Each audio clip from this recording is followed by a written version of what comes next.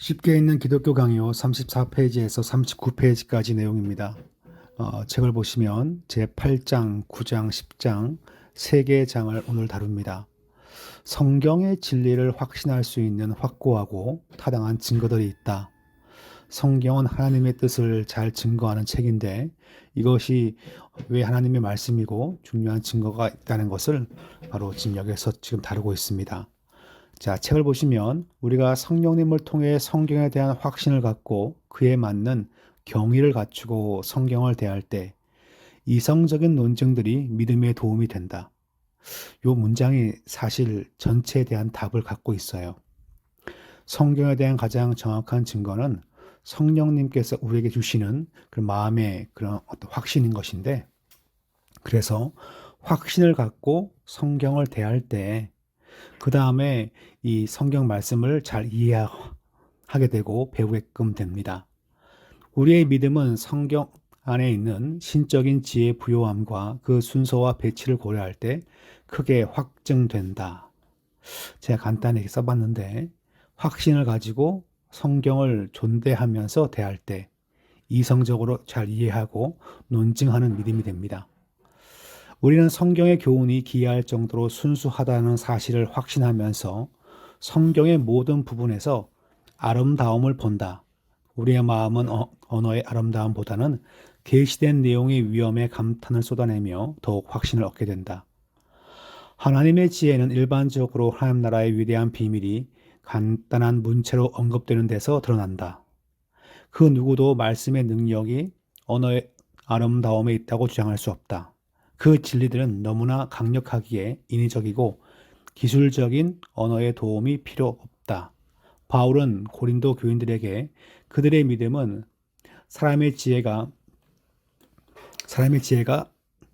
아닌 하나님의 능력에 서야 한다고 말함으로써 이 사실을 알려주었다. 그의 설교는 설득력 있는 사람의 지혜가 아닌 다만 성령님의 나타나심과 능력으로 한 것이다. 성경이 하나님 말씀에 대한 말씀이 될 수 있는 가장 큰 증거는 성령님의 역사하심으로 우리가 그렇게 확신을 갖게 된다는 것입니다. 이 부분을 간과하고 역사적으로 혹은 문헌학적으로 접근하다 보면 답이 없습니다.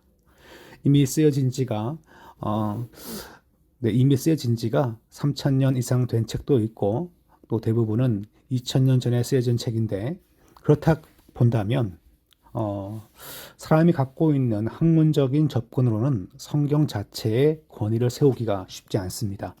성령님께서 읽는 자와 또한 그것을 믿는 자에게 확신을 주시기 때문에 이 책이 권위 있는 책이 되는 것입니다.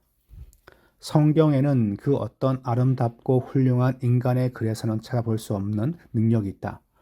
다른 책들도 우리의 마음을 사로잡고 즐거움을 줄 수 있지만 하나님 말씀은 우리 마음속에 들어가 영혼의 가장 깊은 곳을 사로잡는다. 성령님의 역사하심인데 이것이 성경이 하나님 말씀됨을 우리가 인식하는 방법이지요. 일부 선지서는 세상의 위대한 작가들의 아름다운 글과 비교할 될 만큼 격조 높은 아름다운 문체로 쓰였다. 특별히 선지서는 아니지만 이제 에스더서 같은 경우에는 상당히 문학적으로도 칭찬받는 책이고 에스더서가 아니죠. 네, 룻기. 그러니까 룻기 같은 경우는 상당히 문학적으로 탄탄한 구조를 갖고 있습니다.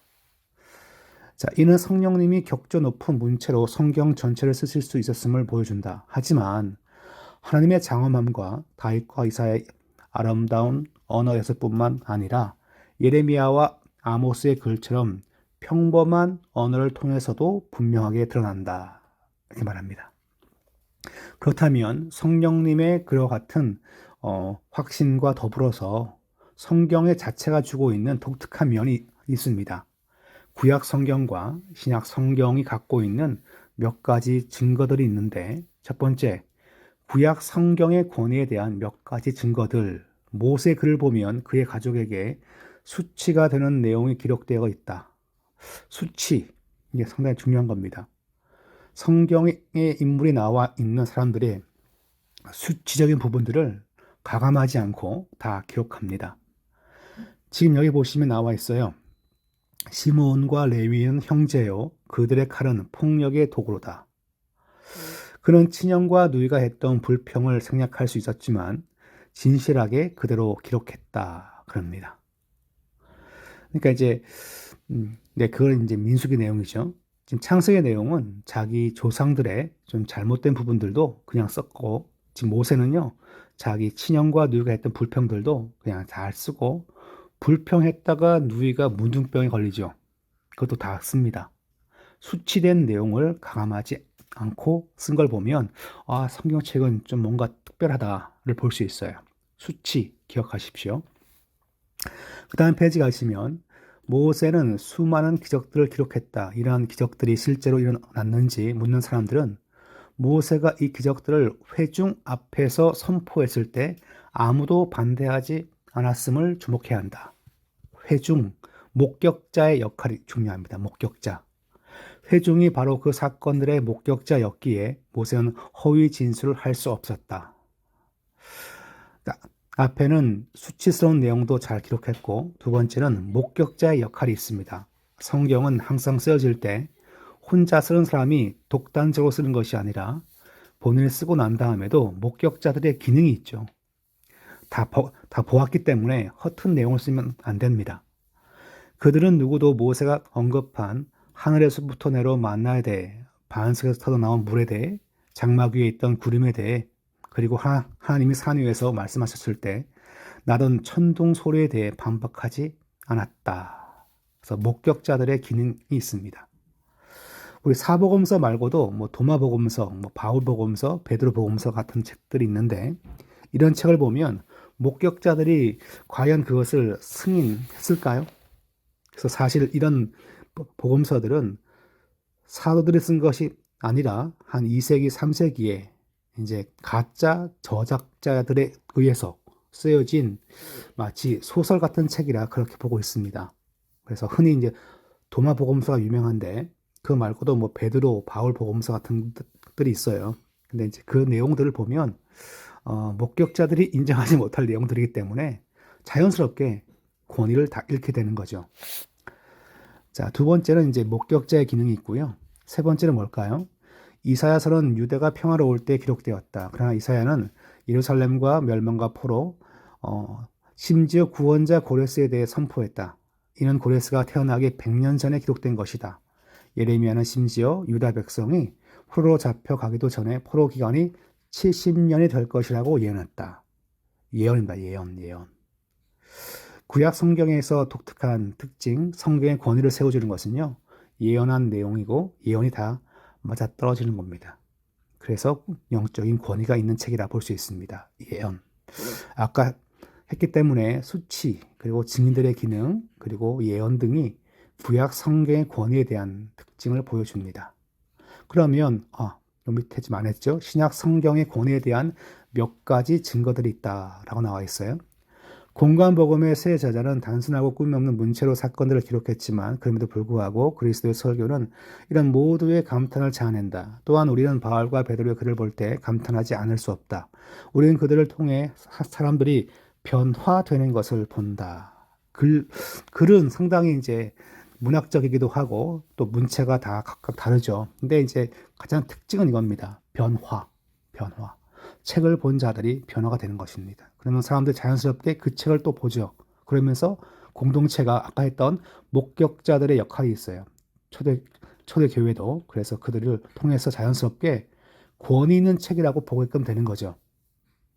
그것을 뭐로 우리가 잘 분별할 수 있을까요? 변화. 마태는 세리였고 베드로와 요한은 어부였으며 바울은 그리스도인의 공적인 원수로서 기독교를 박해하던 자였다. 하나님은 우리를 위해서 기록된 말씀을 수천 년간 보존하였다. 주님은 자신에 대한 기록된 증거로서 성경을 남겨두셨다. 그럽니다. 이 두 번째에서는 박해가 죽는 박해가 있음에도 불구하고 말씀을 읽고 버텨내었습니다. 그래서 저는 신약에서의 증거를 두 가지로 본다면 변화와 박해, 변화를 누렸고 박해 속에서도 신앙을 지켰습니다. 그것이 말씀의 권위를 보여주고 있는 거죠.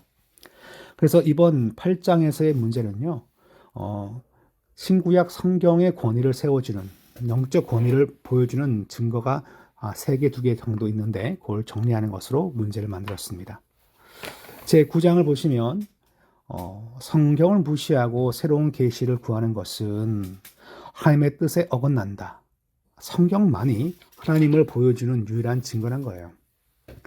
어떤 분들은 가끔 그 얘기 합니다. 하나님이 저에게 말씀했어요.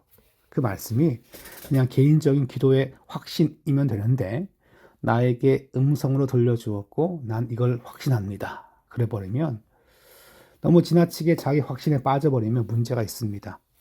그래서 이런 분들은 항상 조심해야 됩니다. 하나님이 나에게 이렇게 말씀해가지고 내가 지금 여기에 집을 샀는데 3배 지금 올랐어요. 조심해야 됩니다. 그런 분들은 사람을 미혹시키는 경우가 많습니다. 다 그렇다고 말할 수는 없지만 상당 부분 다 그래요. 그래서 그런 말씀하시는 분들은 좀 항상 교회에서 경계해야 합니다. 책을 볼까요? 자신은 성령님의 계시에 이끌린다고 자신 있게 주장하는 자들이 있다. 그들이 성령님의 계시를 통한 인도를 받는다고 주장하면서 그 계시는 하나님 말씀을 기록한 사도들과 선자를 받은 계시와 다르다고 생각하는 것은 어리석은 큰 일이다. 우리는 기도하다가 마음에 확신이 들 때가 있습니다. 그리고 말씀이 확 와닿을 때가 있어요. 그때 기록된 말씀에 비추어서 돌아볼 필요가 있는 거죠. 전혀 뚱딴지 같은 걸 나에게 계시로 말했다면 현대 교회는 그를 이단이라고 부릅니다. 바울은 셋째 하늘에 이끌려 올라간 적이 있다. 다른 사람이 그런 경험을 했다면 자신이 특별한 계시를 받았다고 주장했을 것이다. 바울도 그럴 수 있었지만 여전히 그는 성경을 사용했고 디모데에게도 그렇게 하라고 권면했다. 모든 성경은 하나님의 감동으로 된 것으로 교훈과 책망과 바르게 함과 의로 교육하기에 유익하니 이는 하나님의 사람으로 온전하게 하며 모든 선한 일을 행할 능력을 갖추게 하려 함이라고 성경을 존중했다. 이게 중요합니다. 개인적 확신과 체험이 있다면요, 말씀과 비춰봐야 합니다. 우리 주님은 성령님을 보내기로 약속하며 말씀하시길 성령님은 스스로 말씀하지 않으시고 그리스도께서 친히 말씀하신 것을 기억나게 하실 것이라고 하셨다. 따라서 약속된 성령님은 새로운 계시나 혹은 들어본 적 없는 계시를 주지 않으실 것이다. 성령님은 우리 마음 안에 그리스도께서 우리에게 주셨던 복음의 교훈을 그대로 확신시키실 것이다.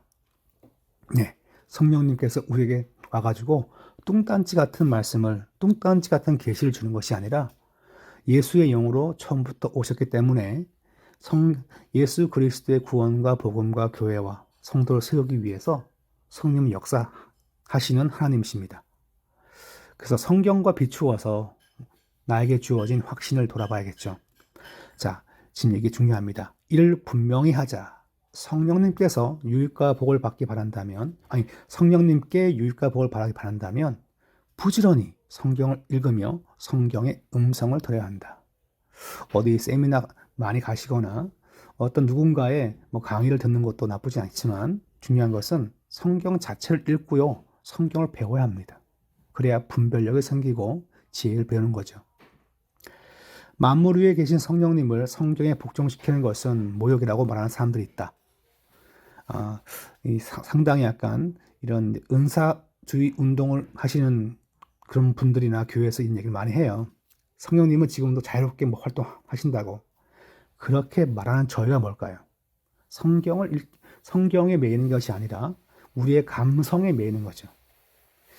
그러나 성령님이 자기 자신에게 한결같으신 것은 결코 불명예가 아니다. 성령님은 성경의 저자이며 변함이 없은 분이시다. 또한 성경을 고소하는 자들을 죽이는 문자로 속박된 자들이라고 말하는 것은 말장난이다. 율법 조문은 죽이는 것이란 바울의 말은 그리스도를 통한 은혜의 세법을 말아들이지 않고 여전히 율법을 고집하는 자들을 대항하려는 것이었다. 성경만 보자 그러면 야 너는 왜 문자에 매여 있냐고 그렇게 말하는 족속이 항상 있어 왔어요. 그걸 반박하는 거죠. 문자에 매인다는 것은 율법주의를 얘기하는 것이지 성경을 배우는 걸 말하는 건 아닙니다. 그리스도의 은혜로부터 분리될 때 율법은 죽이는 것이 된다. 하지만 율법이 성령님에 의해 강력하게 마음에 새겨져서 그리스도를 제시할 때는 생명의 말씀이다. 우리가 진정 주님의 말씀을 참으로 귀히 여길 때 성령님의 빛은 우리로 하여금 성경 안에서 하나님을 보게 한다. 어제 노예 활동 갔는데 어떤 목사님이 자기가 설교 준비할 때 이런 성경 주석들을 한참 묵상하면서 말씀을 준비하니까 자기 딸들이 너무 좋아한다. 딸들이 이제 다 직장 생활 좀 하고 있는데 뭔가 이상한 책들을 많이 보고 뭐 경험을 많이 하는 것이 아니라 말씀을 한참 읽다 보니까 나도 좋은데 그걸 읽고 있는 평신도 딸들도 또 좋아했다. 뭐 그 얘기를 하더라고요. 저희도 지난번 로마서와 다니엘 공부하다 보면 1시간 동안 그 한 장의 말씀에만 계속 집중하죠. 그죠? 이게 귀한 것입니다. 그래서 집중되는 거죠.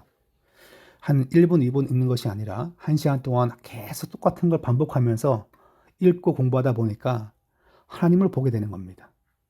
우리는 속임을 당할 두려움 없이 자신이 기록한 말씀과 닮아 있는 성령님을 영접한다. 말씀을 읽을 때 그렇습니다. 질문, 쉬운 거죠. 성령 하나님 주시는 복과 유익을 얻기 위해 성도가 부지런히 할 일이 무엇입니까? 그렇게 나와 있습니다.